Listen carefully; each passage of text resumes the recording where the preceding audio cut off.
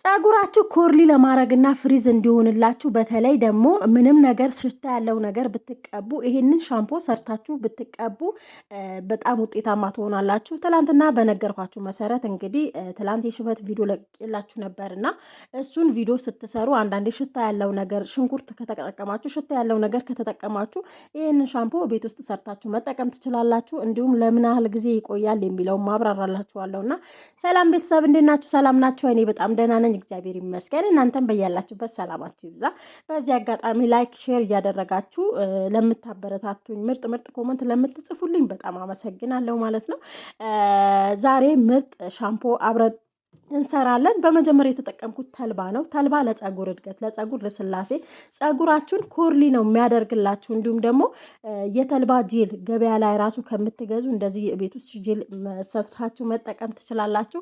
ሌላኛው ግብአቴ 1 ማንኪያ አብሽ ተጠቅሜያለሁ። እንዲሁም 2 ማንኪያ የሚሆን ተልባ ነው የተጠቀምኩት። እዚህ ጋር የተጠቀምኩት የፓፓያ ፍሬ ነው። በነገራችን ላይ የፓፓያ ፍሬ ለጸጉር እድገት እንዲሁም ደግሞ በቅባት መልኩ ውድ በሆነ ዋጋ ነው የሚሸጠውና ቅባት እሰራበታለሁ ብዬ ነበር። እስካሁን ግን አልሰራሁትም። ፓፓያው ደርቆ ቁጭ ብለዋልና ከዛ በኋላ ከዚህ ግብአቴ ጋር አንድ ላይ አዋሃድኩት ማለት ነው። ከዛ አንድ ላይ እናጥበዋለን። መታጠብ አለበት። ማንኛውም ነገር የምንጠቀመው ነገር መታጠብ አለበት። ሌሎች ግብአት መጨመርባቸው ግብአቶች አሉና መጀመሪያ ግን እነዚህ መታጠብ ስላለባቸው ግዴታ መታጠብ አለበት።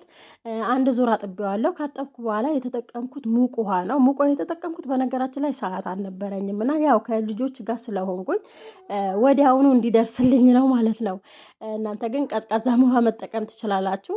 ነገር ግን ውሃ አፍልታችሁ መጠቀም ትችላላችሁ። ከዛ በኋላ እሳት ላይ ጥጄዋለሁ። እሳት ላይ የምጥደው ቢያንስ እስከሚደርስልኝ ድረስ ጄሉን እስከሚሆንልኝ ድረስ ነው የምጠቀመው። በዛ ልክም ብዙ አልተጫንኩትም። ያናክል ብዙ እሳት ላይ አላንገፈለልኩትም ማለት ነው። ለምን አብሹንም 1 ማንኪያ ስለተጠቀምኩ የአብሹ ሽታ ይወጣል ብላችሁ ደግሞ እንዳትሰጉ። እዚህ ጋር የምጠቀመው የተጠቀምኩት ግማሽ ማንኪያ እንትን ተጠቅሜያለሁ፣ ቡና ተጠቅሜያለሁ ንስካፌ። እንዲሁም ደግሞ የተረፈኝ ቡና ነበር፣ እሱን ጨምሬያለሁ።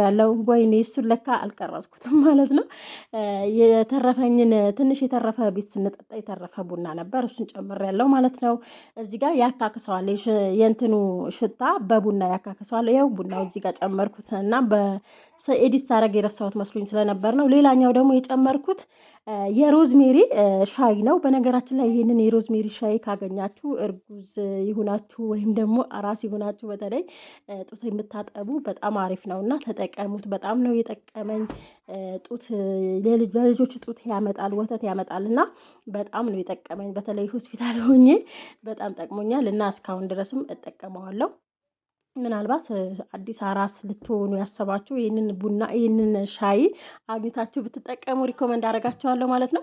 ከዛ በኋላ አንድ ላይ እስከሚፈላ ድረስ እንጠብቀዋለን። ብዙ እስከሚበስል አልጠበቅኩትም፣ ምክንያቱም ልፈጨው ስላላሰብኩ ማለት ነው። ነገር ግን እንደዚህ አድርጋችሁ በነገራችን ላይ ይሄንን በውህድ መልኩ መቀባት ትችላላችሁ። ምንም ሽታ የሚባል ነገር የለውም። የእንትኑ ሽታ በቡናው ተካክሶ ስለሆነ ማለት ነው። በዚህ አጋጣሚ ለቻናሌ አዲስ የሆናችሁ ቤተሰብ የሆናችሁ አበረታቱኝ። እንዲሁም ደግሞ ሰብስክራይብ እያረጋችሁ ለምታበረታቱኝ ቤተሰቦቼ በጣም አመሰግናለሁ። ላይክ እያረጋችሁም ለምታበረታቱኝ ማለት ነው።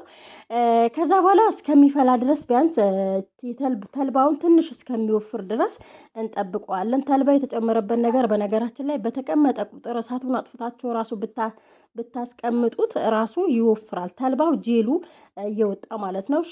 እዚህ ጋር ሽበት ራሱ ቢኖርባችሁ ሽበት ያጠቁርላችኋል። ለምሳሌ ሽበት እስከ መጨረሻው መጥፋት ባይችልም ነገር ግን ሁሌም ቢሆን በየወሩ የሽበት ማጥፊያ እንደዚህ ብትጠቀሙ ጸጉራችሁ ሽበት አይኖርበትም ማለት ነው። ሽበት እስከ መጨረሻ ተፈጥሯዊ ከሆነ እስከ መጨረሻ መጥፋት አይችልም። ያው በዚህ አጋጣሚ ኮመንታችሁም ልመልስ በሚለው ነውና አብዛኞቹ ኮመንቴ ቪዲዮ ሙሉውን ሳያዩት በቃ ለመተቸት ነው የሚሮጡትና ግን ደግሞ ችግር የለውም። ያው የተመልካችን ሀሳብ መቀበል ደስ ይላል። ግን ደግሞ ያን ሰው ቪዲዮ ሙሉውን አይቶ ሀሳብ ካስቀመጠ ኦኬ ችግር የለውም።